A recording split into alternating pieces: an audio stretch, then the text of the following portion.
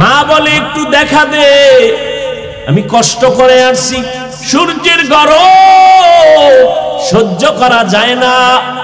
সন্তান চিন্তা করলো, আমি এখন তো মাওলার মহব্বতে নামাজে দাঁড়ানো নফল, এখন কি আমি মায়ের ডাকে সাড়া দিব নাকি আল্লাহর মহব্বতে নামাজ ধরে রাখবো?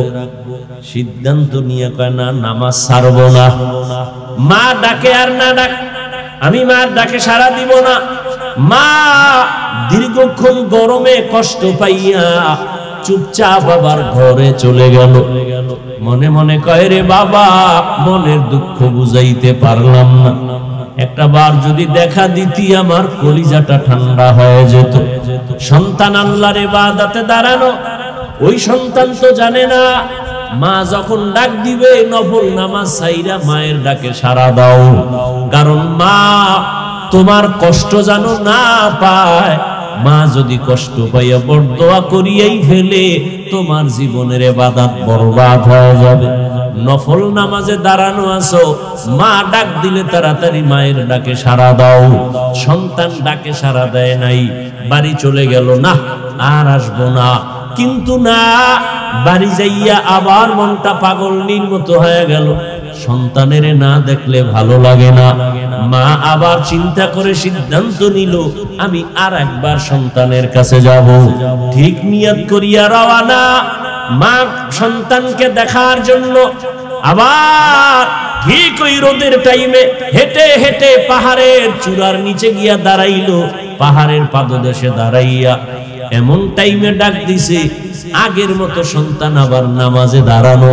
মা চিৎকার দিয়া ডাক দিছে, বাবা আমি মায়ের সাথে একটু মোলাকাত কর, দেখা কর।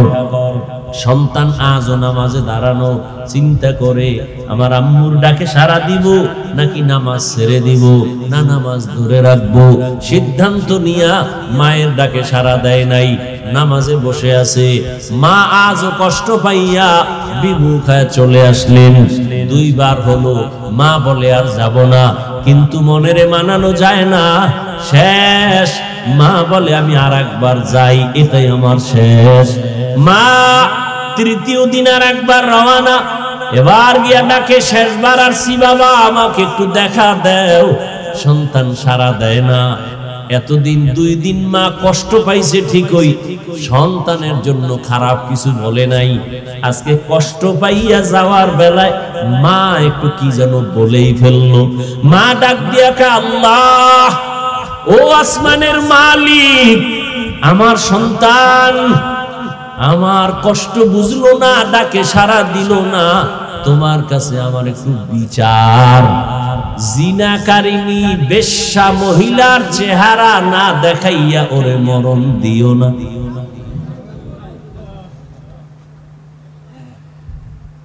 ওইটা তার কাছে অনেক বড় বড় দোয়া। যদি কিন্তু জিনা করাইয়া মরণ দিও তো আরো মারাত্মক। হালকা কইছে জিনাকারিনী বেশ্যা মহিলার শুধু চেহারাটা দেখাইয়া দিও, বাস এটা ওর জন্য জীবনের বড় ক্ষতির কারণ হবে। গুনাহগার বেশ্যা জেনাকারিনী মহিলার চেহারাটা ওরে দেখাইয়া মরণ দিও, তার আগে দিও না। আর আপনি আমি এই যুবক, বেশ্যা নারী, চূড়ান্ত জিনাকারিনী নারীর চেহারা দেখা কত বড় পাপ।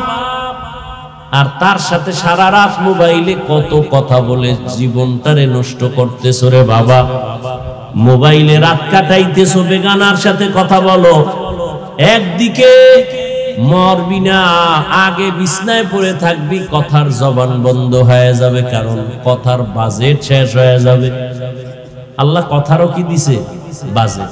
এটা যদি তাড়াতাড়ি শেষ করে ফেলাস না, একসময় বোবা হয়ে থাকবি, কথা নাই, কারণ বাজেট শেষ, আর বিছনায় পড়ে থাকবি বোবা। আর যার সাথে তুই এত কথা বলো যে তোর জীবনের জীবন, মরণের মরণ, দুনিয়াতে এমন কোন মাইয়া নাই কোন ছেলের জন্য জীবন আর মরণ হবে, সব হলো ধান্দাবাজ, ধোঁকাবাজ। ও যদি তোর সাথে কোরআন নিয়ে কসম খায়, মনে করবি এটা তোর 13 নাম্বার কসম। সাবধান।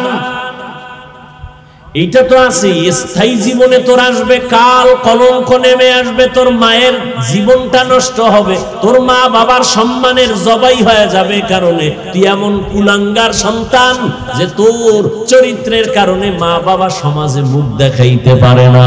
তুই বেঁচে থাকার থেকে মরাটাই ভালো। নিজের জীবনটাও শেষ, তুই জীবনে না পাবি কোথাও মাথা উঁচু করে দাঁড়াতে, তোর লেখাপড়াও হলো না জীবনে, ওই মেয়েদের পাল্লায় পড়ে তোর চরিত্র শেষ, লেখাপড়া শেষ, জীবনও শেষ, যৌবনও শেষ হয়ে যাবে। এক সময় কান্না করবি, আপন কান্না পানির মুসা, কেন লোক তোর কাছে পাবি না। মা আসবে না, বাবা আসবে না, মনে কষ্ট, অভিশাপ দিবে, তুই মরে যা। মা বরদোয়া দিছে, জেনাকারিনী মহিলার চেহারা না দেখাইয়া মারবা না। মা চলে গেল, এবার আল্লাহর কাছে ওই মায়ের বরদোয়া কবুল হয়ে গেছে। সাথে সাথে এক এলাকার ভিতরে নাম হয়ে গেছে ওই বান্দার। মানুষেরা বলা বলি করে, আমগো এলাকায় বড় এক বুজুর্গ। কয় কত বড় বুজুর্গ? কয় যার কলঙ্কের কোনো দাগ নাই, 24টা ঘন্টা আল্লাহর ইবাদত করে। কই? কয় পাহাড়ের চূড়ায়। ওই এলাকায় ছিল এক বেশ্যা নারী, জেনাকারিনী মহিলা, সুন্দরী রমণী। সে কয় তোমার যেই প্রশংসা করলা, যেই আবেদ বান্দা যুবক এত ইবাদত করে, কয় আমি ওর ইবাদত ছুড়াইয়া দেব। কয় তুমি কেন? তোমার 10টা নিল, ওর জীবন যাবে, আল্লাহ ছাড়া কাউকে অ্যাকসেপ্ট করবে না। সুন্দরী মেয়ে মহিলা কয় আমি পারবো, ওরে আল্লাহর থেকে দুনিয়ামুখী করে দিতে। চলে গেল মহিলা চ্যালেঞ্জ দিয়া, একা একা পাহাড়ের চূড়ায় গিয়া ওই ঝুপড়ির সামনে দাঁড়াইলো। যুবকটা নামাজে দাঁড়ানো, ওই এলাকার সুন্দরী রমণী এমন পজিশনে দাঁড়াইলো যে নজর দিলেই তার নামাজ শেষ হয়ে যাবে, কিন্তু না, মহিলাটা এত ইনায়া বিনায়া বিভিন্ন ভাবে অপকৌশল অবলম্বন করিয়াও যুবকের নামাজ থেকে এক বিন্দু ওর দিকে ফিরাইতে পারে নাই। সেই ইবাদত করনেওয়ালা যুবক, মায়ের দোয়া তো কবুল হইতে হইব। এই বেশ্যা নারী আসছে, চেহারাটা দেখলেই এরপরে মায়ের দোয়া কবুল।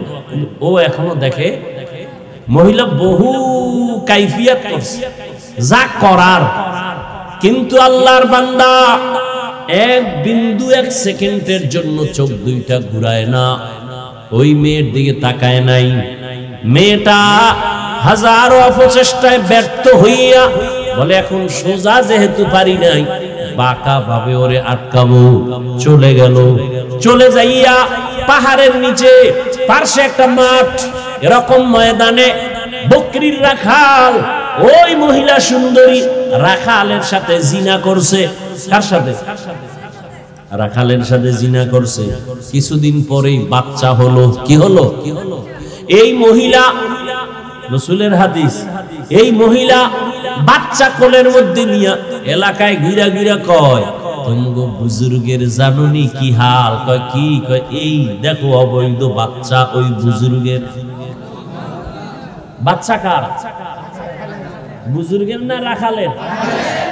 কিন্তু মহিলা যখন ডাইরেক্ট পারে নাই, এবার অপবাদ শুরু করছে, এলাকায় ঘুরে ঘুরে কয় ওই বুজুর্গ আমার সাথে জিনা করছে, এই দেখো তার বাচ্চা। একথা শুই না এলাকার মানুষ লাঠি হাতে নিয়ে রওয়ানা, এই বুজুর্গের আর এলাকায় রাখবো না। উপরে যাইয়া ঘর ভাঙছে, ভাইঙ্গা বলে তোমার ইবাদত বন্ধ করে দাও, তুমি বড় খারাপ। কিন্তু ইবাদতে ছিল নামাজে। হঠাৎ একদিক থেকে কে যেন তার শরীরের উপর একটা টাচ করলো, তা চিৎকার দিয়া কয় সাবধান, কি হয়েছে বলো? বলে তুমি জিনা করেছো, বাচ্চা হয়েছে। জিনাকারী নারী এলাকায় ঘুরে বলে আল্লাহর জাতের কসম আমি এক সেকেন্ডের জন্য কোনো গুনাহ করি নাই, কবিরা গুনাহও করি নাই। বলে কে? বলে ওই মহিলা। কয় আনবানি আমার সামনে। পারবা? কয় পারবো। কয় রেডি হও, আনো। এইবার আল্লাহর বান্দা ওই মানুষ গিয়া মহিলারে রেডি করলো। পারবা বলতে আবেদের সামনে, বুজুর্গের সামনে। কয় পারবো। কয় চলো। পাহাড়ের নিচে এসে সব বসা। আর এই যুবক কাঁদতেছে, আল্লাহ না জানি মায়ের কারণে তুমি আমার উপরে বেজার হয়ে গেছো, কিন্তু তোমার কাছে আমার দাবি, জীবনের একটা সেজদাও যদি তোমার কাছে ভালো লাগে, এর বিনিময়ে তুমি জিনার এই মিথ্যা অপবাদ থেকে আমাকে হেফাজত করো। বাস এবার নিচে নামছে। নাইমা মহিলা এত বড় বেঈমান, সবার সামনে বলে এই পুরুষ আমার সাথে জিনা করছে। এখনো এই মেয়ে আমার দিকে তাকা, তোর সাথে কে জিনা করেছে? বলে তুমি করেছো। বাচ্চাটা দিল, বাচ্চাটারে কোলে আনলো এই আবেদ বুজুর্গ। বাচ্চাটারে কোলে আইনা মনে মনে মালিকের বলছে, মালিক তুমি সত্যটা প্রকাশ করে দাও। বাচ্চাটারে কোলে আইনা সবার সামনে বলে, বাচ্চা তুই শিশু, কথা বলতে পারো না, আল্লাহর হুকুমে তুই বল তোর বাবাকে। সাথে সাথে দুধের বাচ্চা জবান খুলে গেছে, ডাক দিয়া কয় আমার বাবা হলো রাখাল।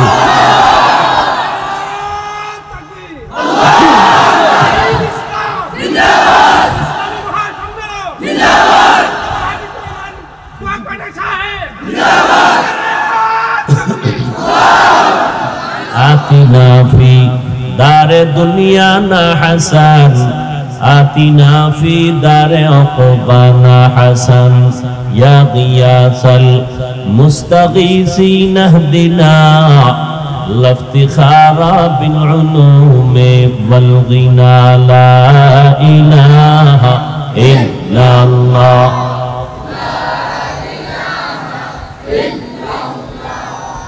لا إله إلا الله لا إله إلا الله لا إله إلا الله لا إله إلا الله لا إله إلا الله لا إله إلا الله لا إله إلا الله لا إله إلا الله মুহাম্মাদুর রাসূলুল্লাহ।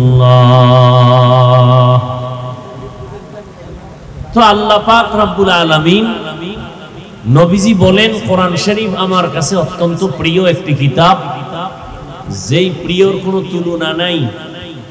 আর কোরআন শরীফের মধ্যে যত আয়াত আল্লাহ দিয়েছেন, সূরা জুমারের এই 55 নং আয়াত আমার কাছে আরো বেশি প্রিয়। কারণ আল্লাহ যে কত বড় দয়াময়, এই আয়াতের দ্বারা তা আল্লাহ ব্যক্ত করেছেন।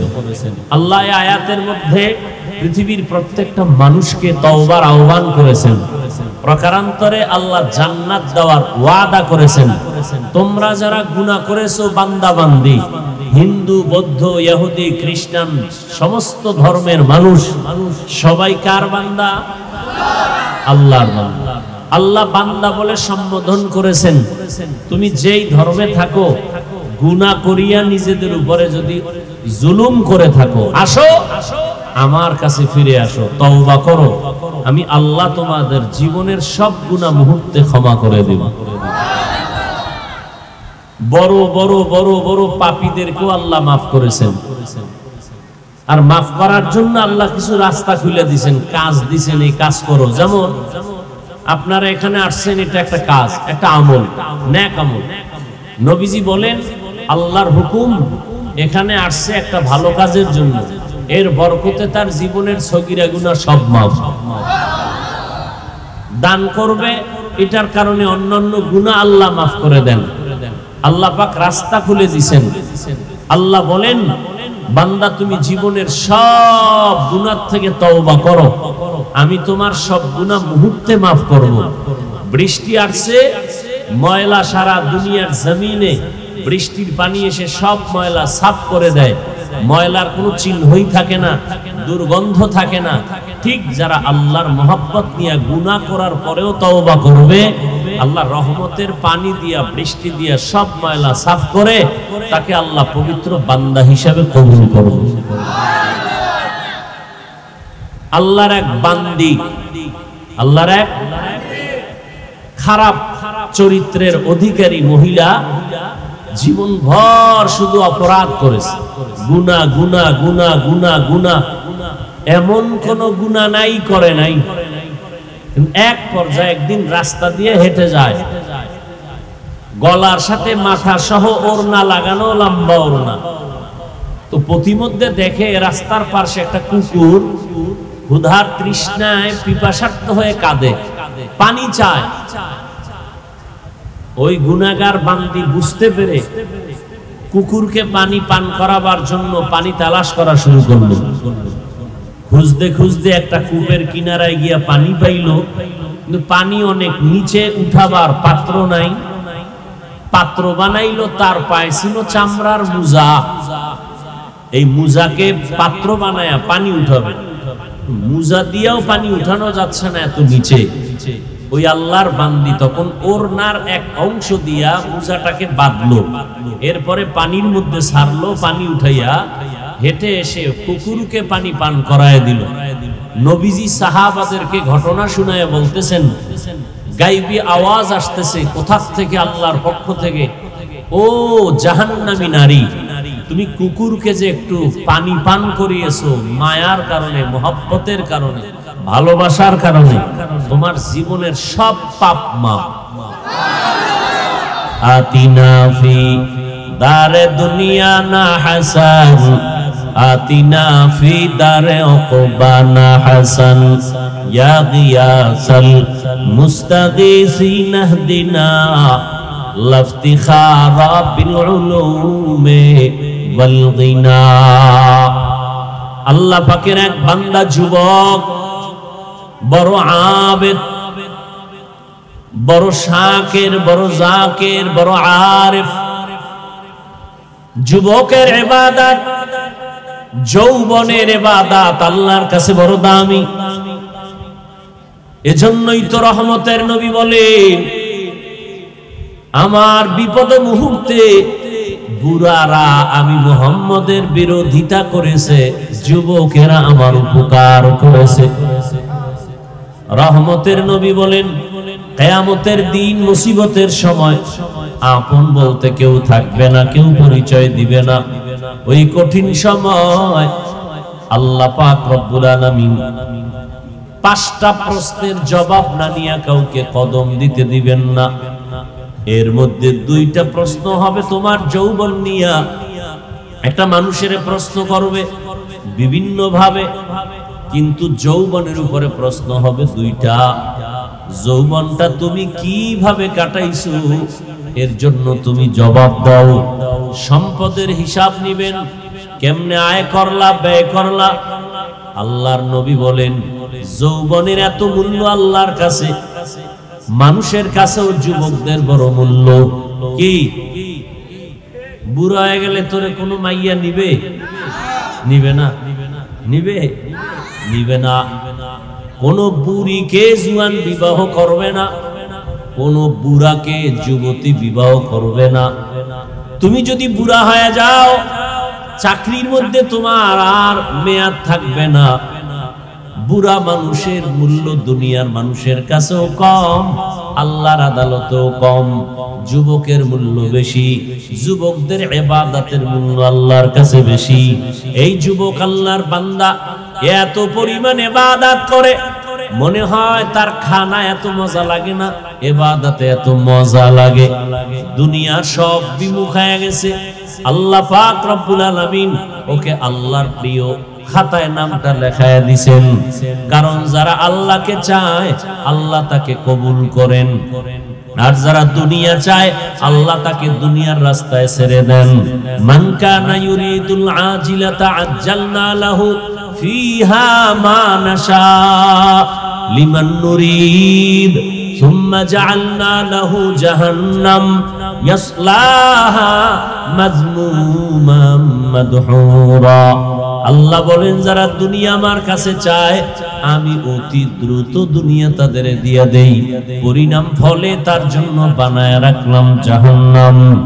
আল্লাহর বান্দা যুবক ইবাদতের জন্য এতটা পাগল পাড়া হয়ে গেল, এখন আর খানারও চিন্তা নাই, ঘুমানোরও চিন্তা নাই, শুধু আমার মাওলার সাথে মোহাব্বত এমন ভাবে তৈরি হয়ে গেল।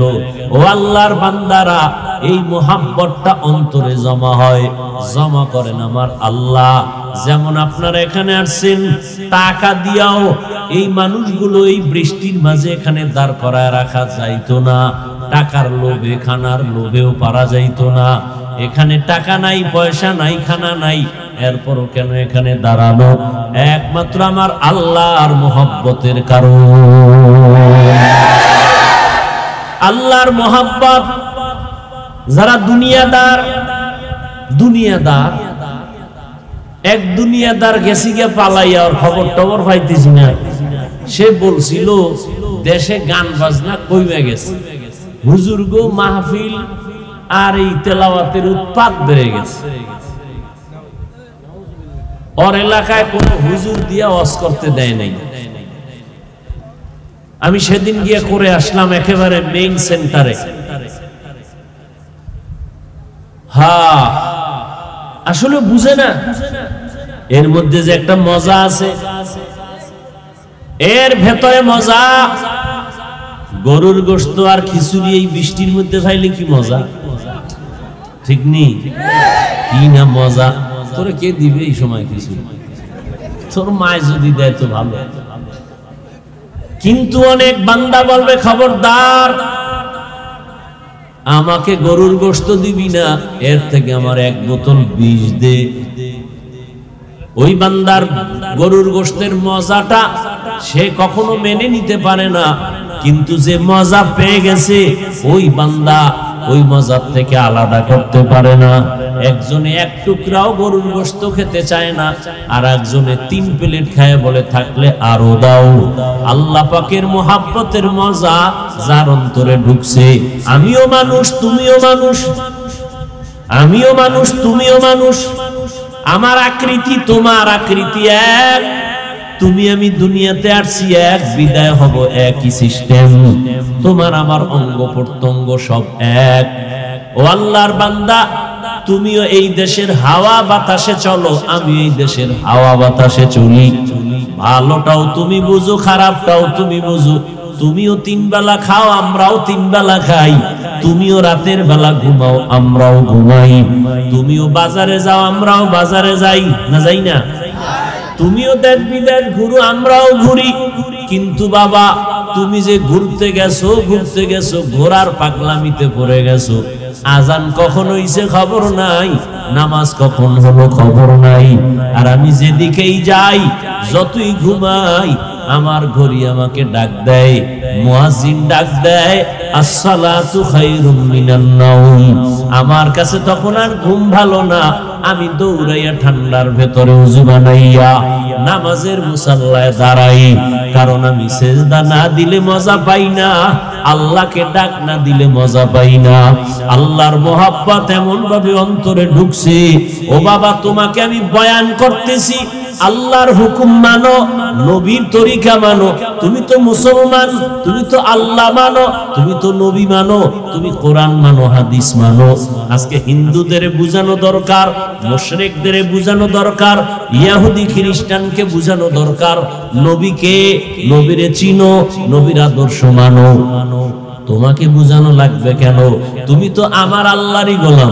তোমার আল্লাহ আমার আল্লাহ তো একজনই, তোমার নবী আমার নবী তো এক, তোমার কোরআন আমার কোরআন তো একটাই, তোমার ধর্ম আমার ধর্ম তো একই ধর্ম, তোমার কাবা আমার কাবা তো একই কাবা। তোমাকে আমি বলতে হবে কেন দাড়ি রাখো? তোমাকে বলতে হবে কেন নামাজ পড়ো? আসলে তোমার মধ্যে মজা ঢুকে নাই, যে কারণে আমি টুপি খুলতে চাই না, তুমি টুপি দিতে চাও না।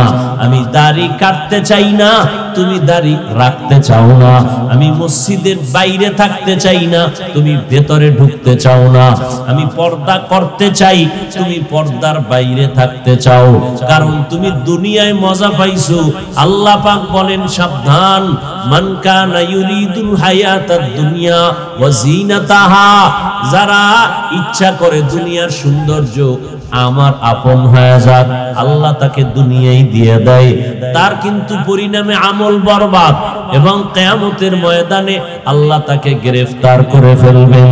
এরে নবীর আশিক ও আল্লাহর গোলাম, মুহাব্বত আর ভালোবাসা যার অন্তরে একবার দ্বীনের মুহাব্বত, সুন্নতের মুহাব্বত একবার প্রবেশ করবে, ওই বান্দাকে আর সুন্নত থেকে আলাদা করা যাবে না, বয়ান করা লাগবে না।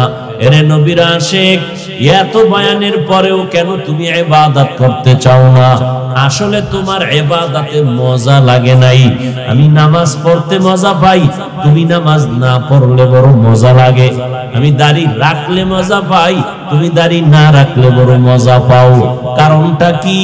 মানুষ হইছো, মুসলমানের ব্যানার লাগাইছো, আখিরি নবীর উম্মতের ব্যানার লাগাইছো, কিন্তু নবীকে চিনো নাই, আল্লাহকে এখনো পর্যন্ত চিনো নাই।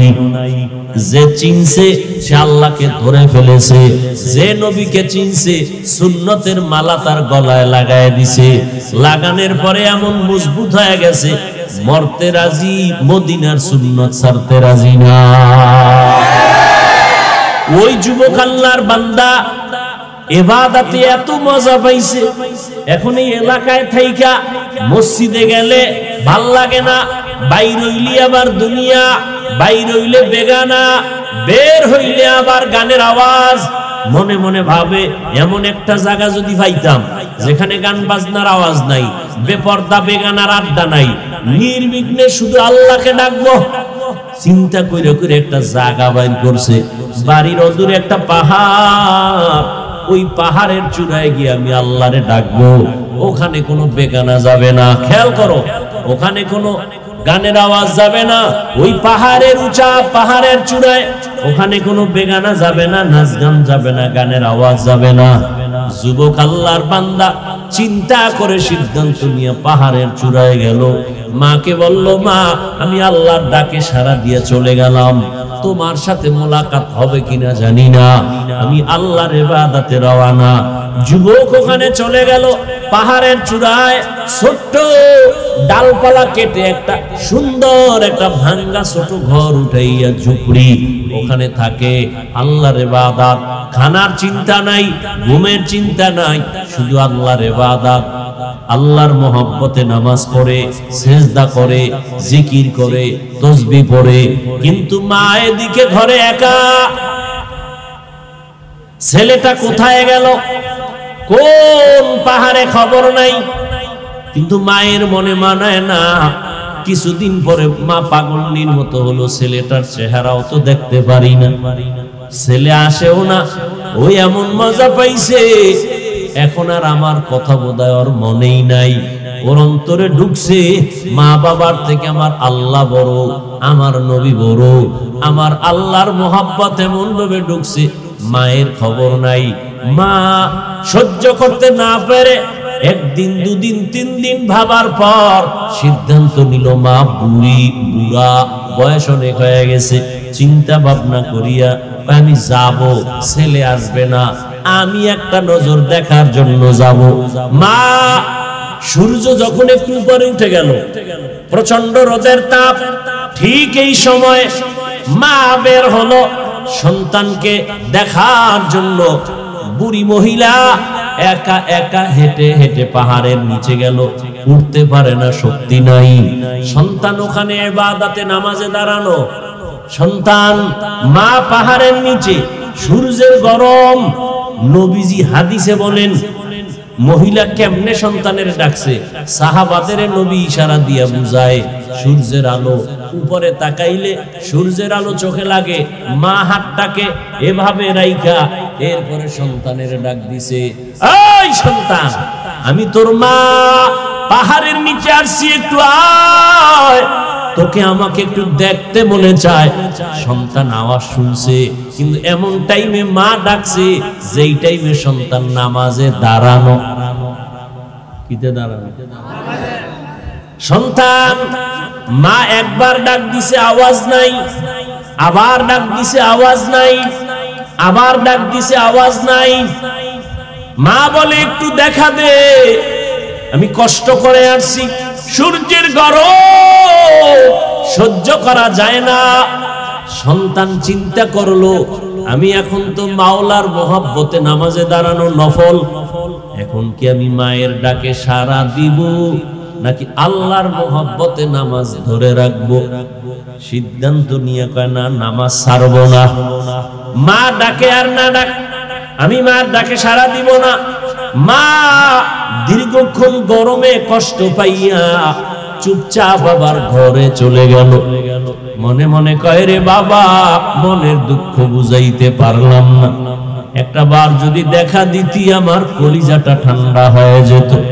সন্তান আল্লাহর ইবাদতে দাঁড়ানো, ওই সন্তান তো জানে না মা যখন ডাক দিবে নফল নামাজ ছাইরা মায়ের ডাকে সাড়া দাও, কারণ মা তোমার কষ্ট যেন না পায়।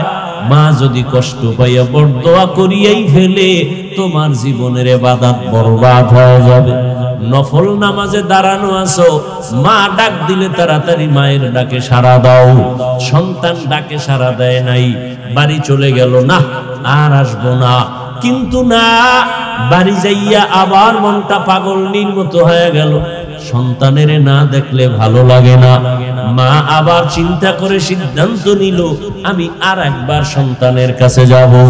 ঠিক নিয়ত করিয়া রওয়ানা, মা সন্তানকে দেখার জন্য আবার ঠিক ওই রোদের টাইমে হেঁটে হেঁটে পাহাড়ের চূড়ার নিচে গিয়া দাঁড়াইলো। পাহাড়ের পাদদেশে দাঁড়াইয়া এমন টাইমে ডাক দিছে, আগের মতো সন্তান আবার নামাজে দাঁড়ানো। মা চিৎকার দিয়া ডাক দিছে, বাবা আমি মায়ের সাথে একটু মোলাকাত কর, দেখা কর। সন্তান আজও নামাজে দাঁড়ানো, চিন্তা করে আমার আম্মুর ডাকে সাড়া দিব নাকি নামাজ ছেড়ে দিব, না নামাজ ধরে রাখবো। সিদ্ধান্ত নিয়া মায়ের ডাকে সাড়া দেয় নাই, নামাজে বসে আছে। মা আজও কষ্ট পাইয়া বিমুখ হয়ে চলে আসলেন। দুইবার হলো, মা বলে আর যাব না, কিন্তু মনেরে মানানো যায় না। শেষ মা বলে আমি আর একবার যাই, এটাই আমার শেষ। মা তৃতীয় দিন আর একবার রওনা, এবার গিয়া ডাকে, শেষবার আসছি বাবা আমাকে একটু দেখা দেও। সন্তান সাড়া দেয় না। এতদিন 2 দিন মা কষ্ট পাইছে ঠিকই, সন্তানের জন্য খারাপ কিছু বলে নাই। আজকে কষ্ট পাইয়া যাওয়ার বেলায় মা একটু কি যেন বলেই ফেললো। মা ডাক দিয়া কে, আল্লাহ ও আসমানের মালিক, আমার সন্তান আমার কষ্ট বুঝলো না, ডাকে সাড়া দিল না, তোমার কাছে আমার একটু বিচার। জিনাকারিনী বেশ্যা মহিলার চেহারা না দেখাইয়া ওরে মরণ দিও না।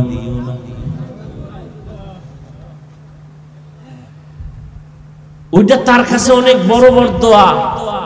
যদি কিন্তু জিনা করাইয়া মরণ দিও তো আরো মারাত্মক। হালকা কইছে জিনাকারিনী বেশ্যা মহিলার শুধু চেহারাটা দেখায় দিও, বাস এটা ওর জন্য জীবনের বড় ক্ষতির কারণ হবে। গুনাহগার বেশ্যা জেনাকারিনী মহিলার চেহারাটা ওরে দেখাইয়া মরণ দিও, তার আগে দিও না। আর আপনি আমি এই যুবক, বেশ্যা নারী, চূড়ান্ত জিনাকারিনী নারীর চেহারা দেখা কত বড় পাপ। আর তার সাথে সারা রাত মোবাইলে কত কথা বলে জীবনটারে নষ্ট করতেছো রে বাবা। মোবাইলে রাত কাটাইতেছো, বেগানার সাথে কথা বলো। একদিকে মরবি না, আগে বিছনায় পড়ে থাকবি, কথার জবান বন্ধ হয়ে যাবে, কারণ কথার বাজেট শেষ হয়ে যাবে। আল্লাহ কথারও কি দিছে? বাজেট। এটা যদি তাড়াতাড়ি শেষ করে ফেলাস না, তো একসময় বোবা হয়ে থাকবি, কথা নাই, কারণ বাজেট শেষ। আর বিছনায় পড়ে থাকবি বোবা। আর যার সাথে তুই এত কথা বলো যে তোর জীবনের জীবন মরণের মরণ, দুনিয়াতে এমন কোন মাইয়া নাই কোন ছেলের জন্য জীবন আর মরণ হবে, সব হলো ধান্দাবাজ, ধোঁকাবাজ। ও যদি তোর সাথে কোরআন নিয়ে কসম খায়, মনে করবি এটা তোর 13 নাম্বার কসম। সাবধান, এইটা তো আছে স্থায়ী জীবনে তোর আসবে কাল, কলঙ্ক নেমে আসবে, তোর মায়ের জীবনটা নষ্ট হবে, তোর মা বাবার সম্মানের জবাই হয়ে যাবে, কারণে তুই এমন কুলাঙ্গার সন্তান যে তোর চরিত্রের কারণে মা বাবা সমাজে মুখ দেখাইতে পারে না। তুই বেঁচে থাকার থেকে মরাটাই ভালো। নিজের জীবনটাও শেষ, তুই জীবনে না পাবি কোথাও মাথা উঁচু করে দাঁড়াতে, তোর লেখাপড়াও হলো না জীবনে, ওই মেয়েদের পাল্লায় পড়ে তোর চরিত্র শেষ, লেখাপড়া শেষ, জীবনও শেষ, যৌবনও শেষ হয়ে যাবে। এক সময় কান্না করবি, আপন কান্না পানির মুসা, কেন লোক তোর কাছে পাবি না, মা আসবে না, বাবা আসবে না, মনে কষ্ট, অভিশাপ দিবে, তুই মরে যা।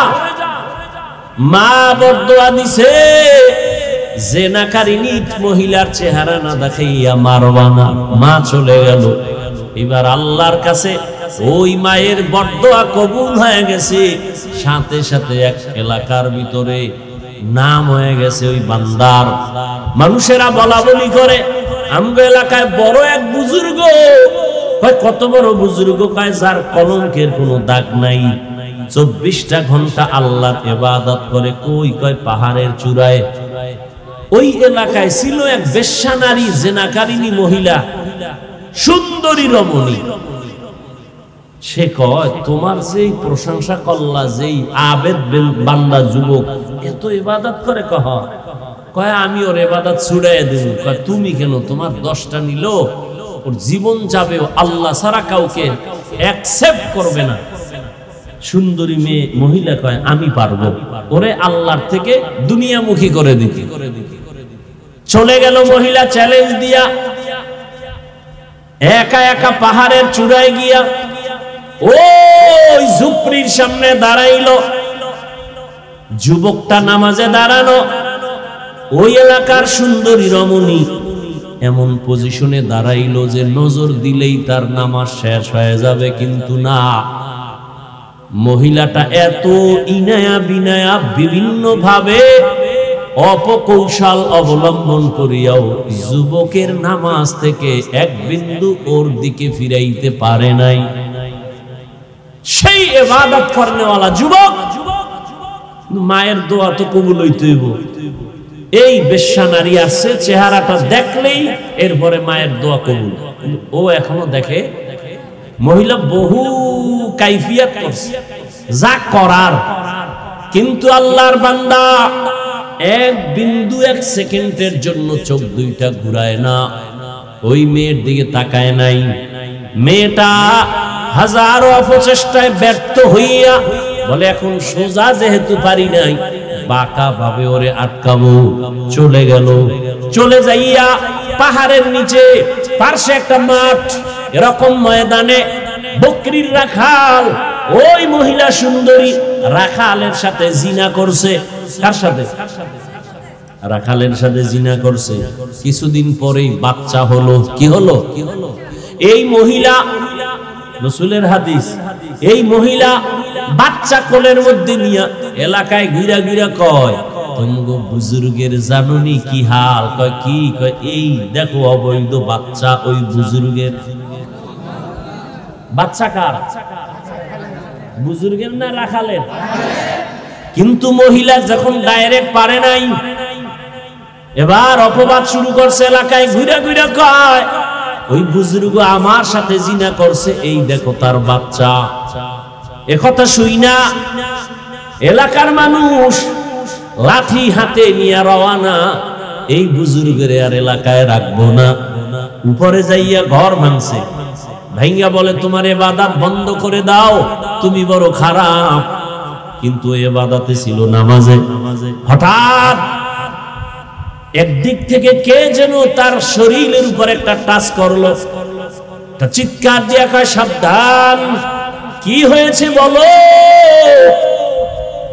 বলে তুমি জিনা করেছো, বাচ্চা হয়েছে। জিনাকারী নারী এলাকায় ঘুরে বলে আল্লাহর জাতের কসম আমি এক সেকেন্ডের জন্য কোনো গুনাহ করি নাই, কবিরা গুনাহও করি নাই। বলে কে? বলে ওই মহিলা। কয় আনবানি আমার সামনে। পারবা? কয় পারবো। কয় রেডি হও, আনো। এইবার আল্লাহর বান্দা ওই মানুষ গিয়া মহিলারে রেডি করলো। পারবা বলতে আবেদের সামনে, বুজুর্গের সামনে। কয় পারবো। কয় চলো। পাহাড়ের নিচে এসে সব বসা। আর এই যুবক কাঁদতেছে, আল্লাহ না জানি মায়ের কারণে তুমি আমার উপরে বেজার হয়ে গেছো, কিন্তু তোমার কাছে আমার দাবি, জীবনের একটা সেজদাও যদি তোমার কাছে ভালো লাগে, এর বিনিময়ে তুমি জিনার এই মিথ্যা অপবাদ থেকে আমাকে হেফাজত করো। বাস এবার নিচে নামছে। নাইমা মহিলা এত বড় বেঈমান, সবার সামনে বলে এই পুরুষ আমার সাথে জিনা করছে। এখনো এই মেয়ে আমার দিকে তাকা, তোর সাথে কে জিনা করেছে? বলে তুমি করেছো। বাচ্চাটা দিল। বাচ্চাটারে কোলে আনলো এই আবেদ বুজুর্গ। বাচ্চাটারে কোলে আইনা মনে মনে মালিকেরে বলছে, মালিক তুমি সত্যটা প্রকাশ করে দাও। বাচ্চাটারে কোলে আইনা সবার সামনে বলে, বাচ্চা তুই শিশু, কথা বলতে পারো না, আল্লাহর হুকুমে তুই বল তোর বাবাকে। সাথে সাথে দুধের বাচ্চা জবান খুলে গেছে, ডাক দিয়া কয় আমার বাবা হলো রাখাল।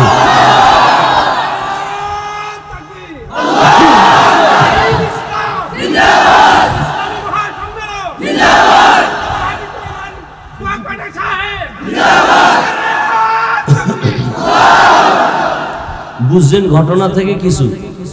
মায়ের বড্ড কিন্তু লাগছে না? জিনাকারী মহিলার চেহারা দেখছেনি? দেখছে। ওদিক দিয়ে আল্লাহ ওরে জিনার অপবাদ থেকে কি করছেন? হেফাজত করছেন। যুবকদের ইবাদত। এরে আল্লাহর গোলাম, আল্লাহ বলেন পাহাড় সমপরিমাণ গুনাহ করছো, তওবা কর, বিনয়ের সাথে তওবা কর। ও যুবক, আমি আজকে তোমাকে কত বিনয়ের সাথে বলতেছি, তুমি মনে করতেছো হুজুর আপনি কথা বলেন সত্য ভালো, কিন্তু এটা কি সম্ভব নেই? আমি মাত্র ক্লাস 7-এ পড়ি, আমার আব্বা বিবারিয়া শহরে ব্যবসা করে, আমার বাবা আর্মির চাকরি করে, বিডিআরের চাকরি করে, আমার আব্বা বিদেশ থাকে, আমার আম্মা জেনারেল লাইনের মা। আপনি কি বলেন এত তাড়াতাড়ি আমি দাড়ি রাখবো, এত তাড়াতাড়ি নামাজ পড়বো? কথা ঠিক আছে, তবে এটা কি সম্ভব? ও বাবারা একটু খেয়াল করো, তোমার মতোই তো কত যুবক স্কুল কলেজে পড়ে 5 বেলার নামাজ পড়ে আসেনি। তুমি কেন পারবা না? তোমার মতো যুবক গতকাল প্রায় যুবক মাঝে মাঝে আইসা কান্না করে, হুজুর আমি আর জীবনে দাড়ি কাটবো না, আমার মাথায় হাত দিয়ে দোয়া করেন, আমি আর জীবনে নামাজ ছাড়বো না। একটা যুবক পাগলের মতো কান্না করে আসলো, হুজুর আমাকে একটু মাথা ধরে দোয়া করে দেন, আমার মতো খারাপ মানুষ এই জমিনে আর একটাও নাই, আমি তওবা করতে চাই, আর জীবনে কোনো গুনাহ করব না। ও যুবক বাবা, মানুষের মনে কিছু শখ থাকে, আশা থাকে, আমি সিনেমায় যাব, আমি পার্কে যাব, আমি আড্ডা দিব, এই যে কিছু কিছু শখ, এগুলো তো টুকটাক করছো, করো নাই? পার্কে গেছো, এবার ফিরে যা, আশা তো পুরো হইছে, আর কত? মইরা গেলে আর কেমনে যাবি? ছাত্র জনতার আন্দোলনে কত যুবকের প্রাণ চলে গেল, তুইও তো যাইতে পারতি। ঘুমের ঘরে কত মানুষ মরে যায়, তুমিও তো মরে যেতে পারো। সিনেমা হলে যাওয়ার আশা, গেছো তো, এখন ফিরে যাও, তওবা করো। বন্ধু বান্ধব নিয়ে আড্ডা দিছো, এখন ফিরে যাও। মা বাবার সেবা কর, জীবনটারে কাজে লাগা, ফুলের মতো জীবনটারে নষ্ট করিস না, ফুলের জীবনটাকে নষ্ট করিস না। তোর লেখাপড়ার টাইম ব্যয় কর, ঠিক মতো লেখাপড়া কর, মা বাবার খেদমত করে দোয়া নে, শিক্ষকের সাথে ভালো আচরণ করে দোয়া নাও, আজান হয়েছে নামাজে দাঁড়াও, জিহ্বা দিয়া কাউকে গালি দিবা না, আঙ্গুল দিয়া কারো বিরুদ্ধে লেখবা না, জবান দিয়া কারো বিরুদ্ধে কিছু বলবা না, আলেম ওলামা পাইলে দোয়া নাও, নবীর তরিকা মেনে চলো। মনেরে নিজেরে বুঝাও রে মন, আমার মতোই তো যুবক স্কুল কলেজে পড়িয়া যদি নামাজ পড়ে আমি কেন পারি না? আমার মতো যুবক যদি চাকরি করে ব্যবসা করে রাস্তায় গাড়ি চালায় নামাজ পড়ে আমি কেন পারি না? আল্লাহ তুমি আমারে কবুল করো নাও, আমি আজকে থেকে আর দাড়ি কাটবো না, নামাজ ছাড়বো না, বেপরদায় চলবো না, আর মা বাবারে কষ্ট দিব না, নবীর তরিকার বাহিরে চলবো না, উলামায়ে কেরামের পরামর্শ নিয়ে চলবো। সবার কপালে তওবা নসিব হবে না, সবাই তওবার দরজায় ফিরে আসবে না। আবু জাহাল নবীজির 13 বছর দেখলো, বয়ান শুনলো, কালেমা নসিব হলো না। আর ওমরের মতো বান্দা 27 বছর বয়সে তরবারি নিয়ে যায়, মদিনার নবীর কল্লা ফালাবে মক্কা নগরীতে। ওমরের কত শক্তি, 27 বছরের যুবক যাইয়া হঠাৎ মাথা নরম হয়ে গেছে, দিল নরম হয়ে গেছে, নবীরে গিয়া কয় নবী আমারে মাফ করে দেন, আর ছিলাম আপনার মাথা কাটতে, আপনি আমার কল্লা ফালান, তবে আগে আমারে জান্নাতি বানায় দেন, কালেমা পড়ায় দেন। সেই 27 বছরের যুবক ওমর আল্লাহর নবীর হাতে কালেমা পড়িয়া তো দামি হয়ে গেল। এখন ওমর যেই পথে হাঁটে ওই পথে কোন শয়তানও হাঁটে না। এ যুবক, মোবাইল তো চালাবি, জিব্রাইলও যদি আসে চালাইস না, কালকে ঠাডা ভরবে তোর মাথায়, এরপর তুই ফিরবি না, যে ঠাডা পড়ুক মোবাইল অবস্থা। যেহেতু ফিরবি না দেখবি, তাহলে আমার কিছু দাবি। 1 নাম্বার, মোবাইলে মাঝে মাঝে কোরআন তেলাওয়াত শুনিস। তুই সারা রাত আকাম করার পর যখন তুই ঘুমাবি, মক্কা মদিনার ইমামের তেলাওয়াত চালু কইরা তুই ঘুমা, শুনতে শুনতে ঘুমায় পর।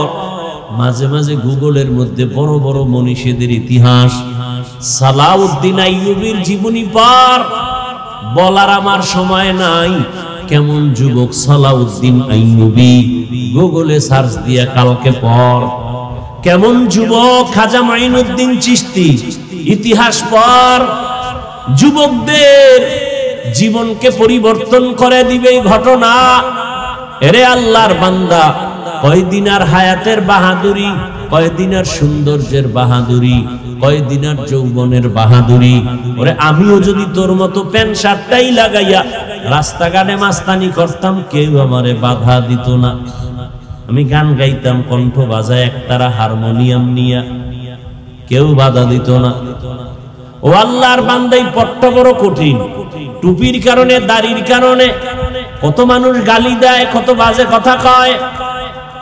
সরকার থেকে শুরু করে, মুসলমান থেকে শুরু করে সব বিধর্মীরা আমাদেরকে চায় আমরা তাড়াতাড়ি মরে যাই, বয়ান বন্ধ হয়ে যাক, মাদ্রাসা বন্ধ হয়ে যাক। কিন্তু আল্লাহর শুকর, দুশমন নিপাত হয়ে যায়, আল্লাহর কোরআন ওয়ালাদের কোনো ক্ষতি করতে পারে না।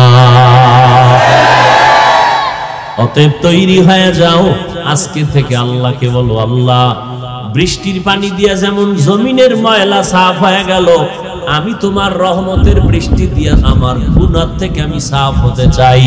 আজকে থেকে নামাজ ছাড়বো না, বেপরদায় চলবো না, মা বাবার সাথে বেয়াদবি করবা না, মোবাইলে সময় নষ্ট করবা না, জিহ্বা দিয়া গালি দিবা না, মিথ্যা বলবা না, কারণ আমি গীবত করবা না, শিক্ষকদের সাথে কখনো বেয়াদবিমূলক আচরণ করবা না, উলামায়ে কেরামের পরামর্শ নিয়া, মা বাবার দোয়া নিয়া, নবীজির তরিকা মেনে 5 বেলার নামাজ পড়ে চলবা। কারা কারা? দুটো হাত আল্লাহকে দেখাও। আয় আল্লাহ, প্রচন্ড বৃষ্টি কাদা পানির মধ্যে আপনার গোলামরা দাঁড়ায় আছে, তওবা করতেছে, আর আপনাকে ভুলবে না, নবীর তরিকা ছাড়বে না। মেহেরবানি করে আমাদেরকে আপনি কবুল করে নেন, আমিন। আলহামদুলিল্লাহি রাব্বিল আলামিন। والصلاة والسلام على سيد الأنبياء والمرسلين وعلى آله وأصحابه أجمعين ربنا ظلمنا أنفسنا وإن لم تغفر لنا وترحمنا لنكونن من الخاسرين يا أرحم الراحمين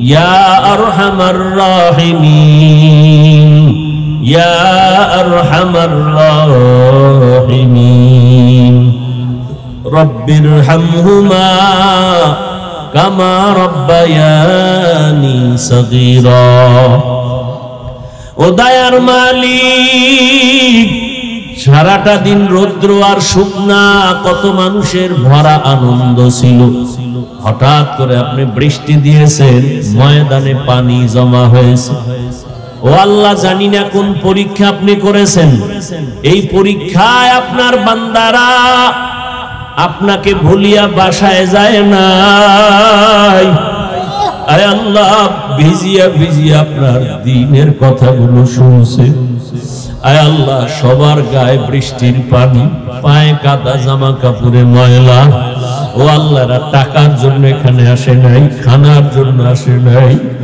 আয় আল্লাহ যারা আয়োজনকারী তাদের কলিজায় বড় ব্যথা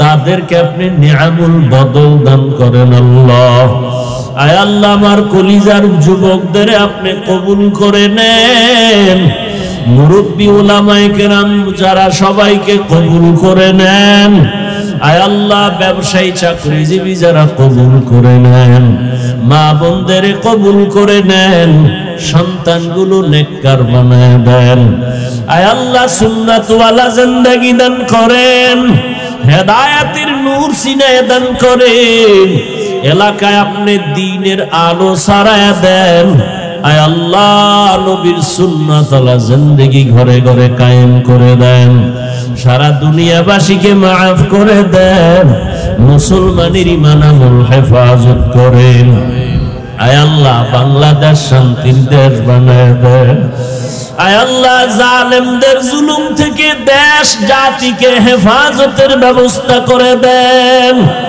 আয় আল্লাহ দুর্নীতি মুক্ত করে দেন আয় আল্লাহ অশান্তি দূর করে শান্তির ব্যবস্থা করে দেন আয় আল্লাহ সবাইকে পাঁচ ওয়াক্ত নামাজি বানায় দেন মোবাইলের গুনাহের থেকে হেফাজত করেন আয় আল্লাহ যারা লেখাপড়া করে পরীক্ষার্থী কামিয়াবি দান করেন সমস্ত শিক্ষা প্রতিষ্ঠান নবীর আদর্শে কবুল করে নেন আয় আল্লাহ নবীজির রওজা বাইতুল্লাহ জিয়ারতের জন্য কবুল করে নেন আয় আল্লাহ আমরা যারা হাত তুলেছি জানি না কার মা নাই কার বাবাও নাই অন্ধকার কবর থেকে দোয়া চাই ও আল্লাহ জানি না এখানে কারা ইতিম বাবা বলে ডাকতে পারে না মা হারা আশায় মেহেরবানি করে কবর জান্নাত বানায় দেন যারা বেঁচে আছেন হায়াত বাড়ায় দেন অসুস্থ যারা সুস্থতার নিয়ামত বাড়ায় দেন আয় আল্লাহ আমাদের হায়াতে বরকত দান করেন রিজিকে বরকত দান করেন আয় আল্লাহ সর্বাবস্থায় সর্বত্র ইজ্জতের হেফাজতের ব্যবস্থা করে দেন আয় আল্লাহ সর্বোচ্চ ইজ্জতওয়ালা জিন্দেগি দান করেন আয় আল্লাহ মুখালিফের মুওয়াফিক বানায় দেন জাহিরি বাতিনি দুশমন থেকে হেফাজত করেন বাতিলের মোকাবেলায় বিজয় করে দেন আয় আল্লাহ আপনি সবার সিনায় হেদায়েতের বাতি জ্বালায় দেন ও আল্লাহ কাউকে খালি ফিরাইয়া দিয়েন না দ্বীনের মোহাব্বত সুন্নতের মোহাব্বত অন্তরে বাড়ায় দেন আয় আল্লাহ আপনার ইবাদতের মজা আমাদেরকে দান করেন গুনাহের প্রতি ঘৃণা জমায়া দেন আয় আল্লাহ নামাজ কাজা হওয়া থেকে হেফাজত করেন আয় আল্লাহ বেশি বেশি নেক আমল করার ইখলাসের সাথে তৌফিক দান করেন আয় আল্লাহ রিয়া হাসাদ কিবির দূর করে ইখলাস দান করেন চলার পথে ইজ্জতের সাথে হেফাজত করেন আয় আল্লাহ আমাদের জান মাল আহাল পরিবার হেফাজতের ব্যবস্থা করে দেন আয় আল্লাহ দিলের নেক আশা পূরণ করে দেন, সাবিরিন শাকিরিন জাকিরিনদের অন্তর্ভুক্ত করে দেন। আয় আল্লাহ আমাদের সন্তানগুলো নেককার বানায় দেন। আয় আল্লাহ প্রত্যেকটা যুবকের দ্বীনের খাদেম বানায় দেন। আয় আল্লাহ মাহফিলের বরকত এলাকায় দান করেন। আয় আল্লাহ সবাইকে দ্বীনের জন্য কবুল করে নেন। আয় আল্লাহ কথায় আওয়াজে রুহানিয়াতে স্পষ্টতা বাড়ায়